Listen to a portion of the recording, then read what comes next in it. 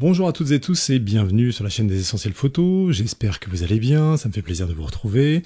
Et puisqu'il y a eu quelques épisodes orageux ces derniers temps, je me suis dit tiens, ça serait l'occasion de faire un petit épisode sur la technique pour prendre en photo les éclairs.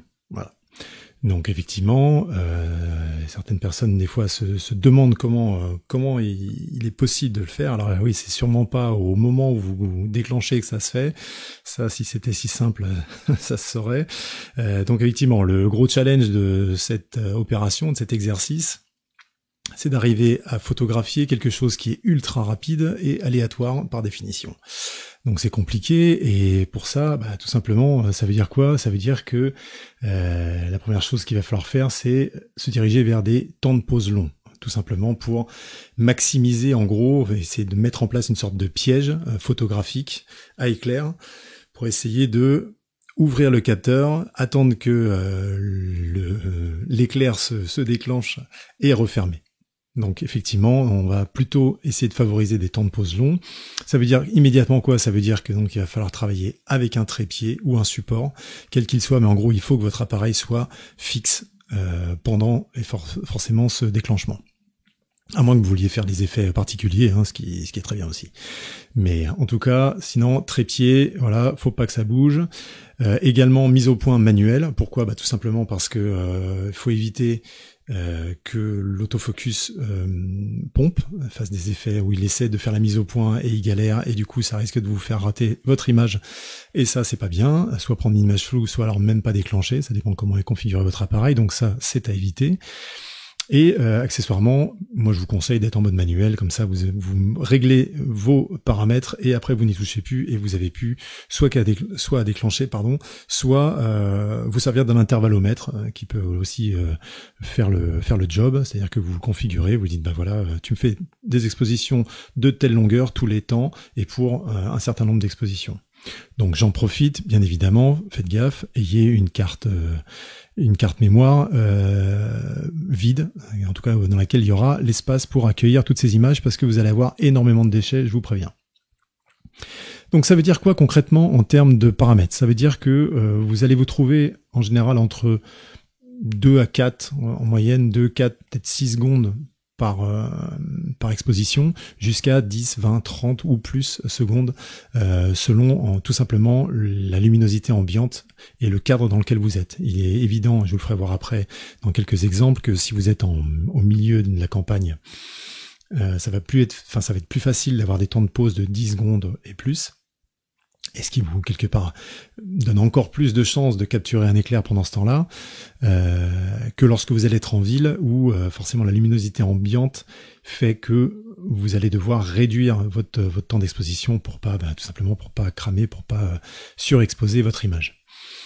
Au niveau du diaph et de l'ouverture et de la profondeur de champ, tout simplement, moi je vais toujours vous conseiller d'être plutôt autour de f8, f11, pas plus, parce qu'après il y a toujours ces problèmes de diffraction, pour avoir le maximum de profondeur de champ, mais là encore une fois, ça va dépendre de ce que vous souhaitez photographier, quel type de photo vous souhaitez faire. Si c'est pour du paysage et que vous voulez un maximum de profondeur de champ, bien évidemment, vous vous dirigerez plus vers ce genre de paramètres. Enfin, au niveau des ISO, la sensibilité, toujours le plus bas possible, 100 ou même moins si votre appareil vous le permet, pour maximiser la qualité de l'image finale et avoir le moins de grains de bruit numérique possible dans ce cliché. Ensuite, qu'est-ce qui va se passer? Tout simplement, vous allez vous mettre en position, d'accord? Vous allez poser votre pied, tout bien configurer votre appareil, votre mise au point manuelle à laquelle après vous ne touchez plus, les réglages non plus, et une fois que tout est bien mis et que vous avez bien composé, c'est très important aussi.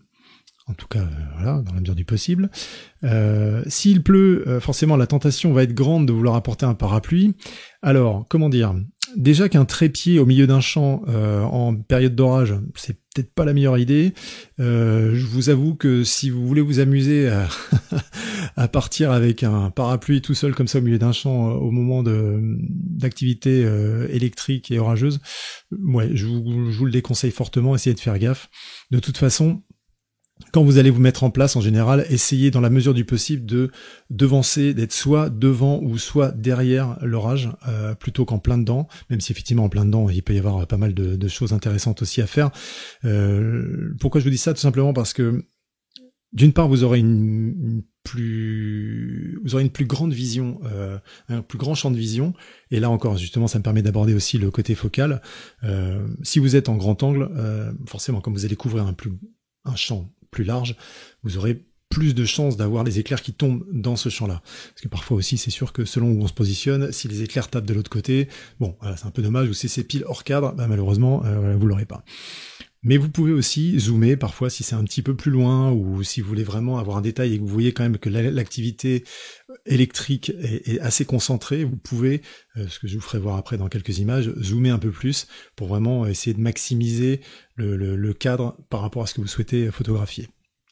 Mais c'est vrai que idéalement, si vous devancez l'orage et donc le paysage, voilà, ce sera plus simple d'essayer de capturer cette activité électrique et d'avoir des plus beaux résultats.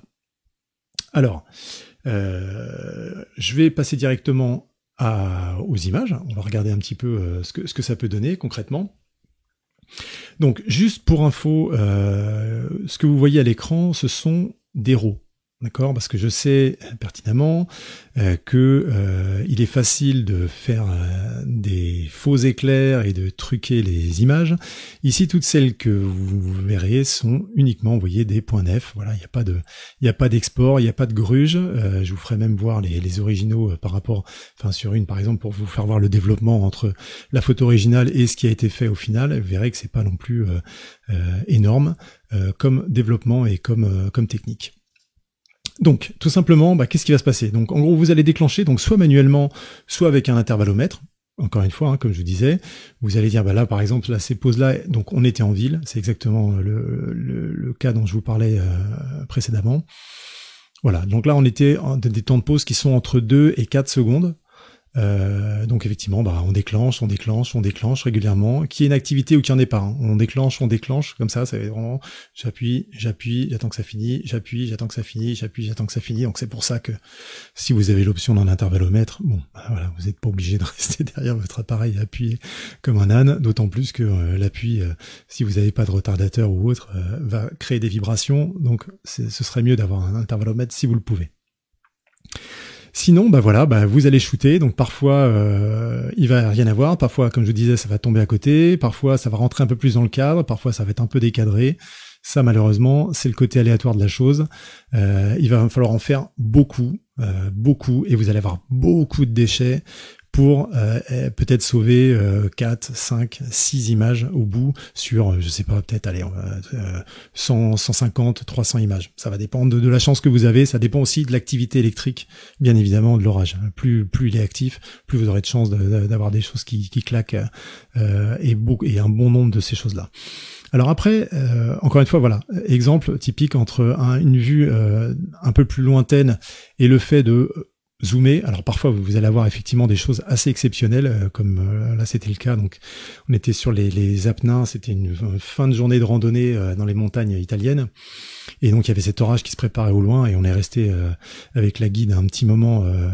Moi j'ai posé mon trépied, j'ai shooté, et voilà, il y a des choses parfois, sur le coup on le perçoit pas, forcément, ça va tellement vite, et puis c'est assez loin, donc voilà. Mais alors après en post-prod, vous découvrez des choses parfois qui sont assez formidables. Et donc voilà, on shoot, il y a pas mal de déchets, il y a des choses intéressantes, des choses qui sont un peu moins intéressantes parfois, mais ça de toute façon ce sera la loterie, donc vous verrez.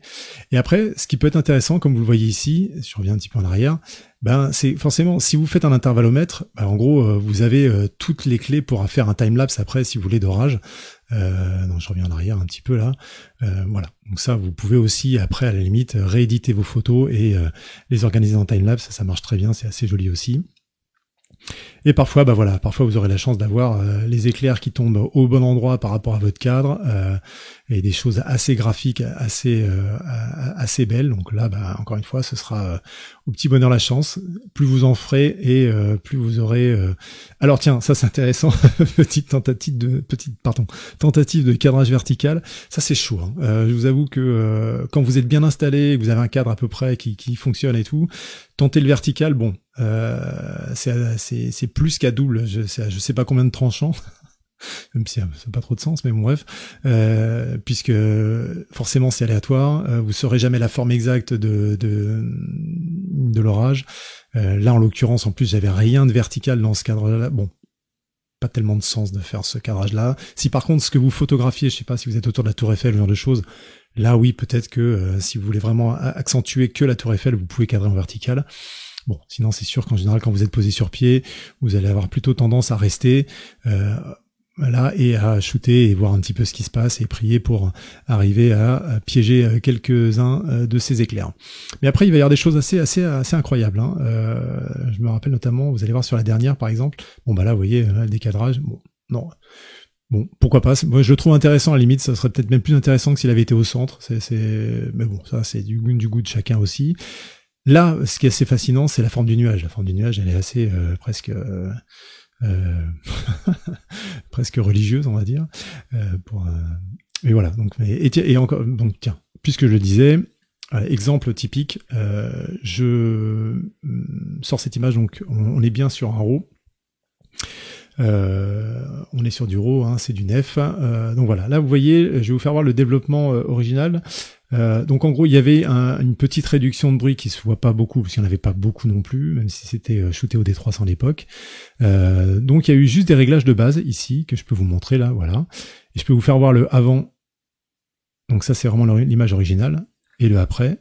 Et voilà, vous voyez, donc il n'y a pas grand-chose en général, de toute façon, sur les photos d'éclair, à part, encore une fois, rééquilibrer un petit peu les différentes luminosités, peut-être atténuer un petit peu l'autre lumière pour qu'on capte un peu plus le détail de l'éclair. Bon, en général, ça va se limiter. Bon, toujours pareil, ça va dépendre de ce que vous souhaitez et de à quel point vous souhaitez développer ou pousser le développement. Mais en gros, ça va être assez limité. Dernière petite astuce, parce que là vous avez déjà tout en main pour vous lancer la prochaine fois qu'il y a un orage, en faisant gaffe, hein, bien évidemment. Hein. Rappelez-vous de la petite slide avec le parapluie. Mais dernière petite astuce, c'est si vous souhaitez faire ce genre de photos en plein jour, c'est-à-dire que vous voulez faire des pauses longues, qui vont être donc, on disait, de 2, 4, 6 secondes par exemple, pour essayer de capturer un orage qui se passe vraiment en pleine journée ou fin de journée où il y a quand même beaucoup de luminosité, puisque là les cas que je vous ai montrés, forcément c'était toujours soit en soirée, soit oui, vers 10 heures du soir. Bah, si vous êtes en pleine journée, tout simplement, c'est la technique habituelle pour faire des temps d'exposition longs en plein jour. Il vous faut des filtres à densité neutre, des filtres ND, qui vont vous permettre d'atténuer de 1, 2, 4 diaph l'exposition, ce qui va vous permettre justement d'avoir des temps de pause plus longs, sans risquer la surexposition et sans risquer de cramer. Voilà, ça c'est la petite astuce bien évidente pour certains, mais en tout cas qu'il est bon de rappeler, parce que tout le monde n'est pas forcément au même niveau sur ces techniques-là. Voilà, bah écoutez... si vous avez des questions, n'hésitez pas à les poster dans les commentaires, je me ferai un plaisir comme d'habitude d'y répondre, vous savez que je réponds toujours aux commentaires. Pareil, si vous avez des techniques à partager, d'autres astuces, bah, n'hésitez pas à les partager, comme ça enrichira des choses que j'aurais oublié de mentionner, bah, comme ça tout le monde en bénéficiera. Vous me direz également pour le son, puisqu'on m'avait fait remarquer sur les deux dernières vidéos que le son était un peu bas, donc vous me direz si là c'est mieux, j'ai essayé de corriger ça, normalement ça devrait être bon, mais j'attends votre retour à ce sujet. En tout cas, moi je vous dis à très bientôt pour un prochain épisode. D'ici là, prenez bien soin de vous, faites bien gaffe, sortez couverts, les gestes barrières, tout ça, c'est pas terminé, donc faites bien gaffe à vous, et prenez soin de vous, faites plein de belles photos. Si vous avez l'occasion de choper des orages, allez-y et montrez-moi ça, ça me fera plaisir. Et puis moi, je vous dis à très bientôt, comme d'habitude. Ciao.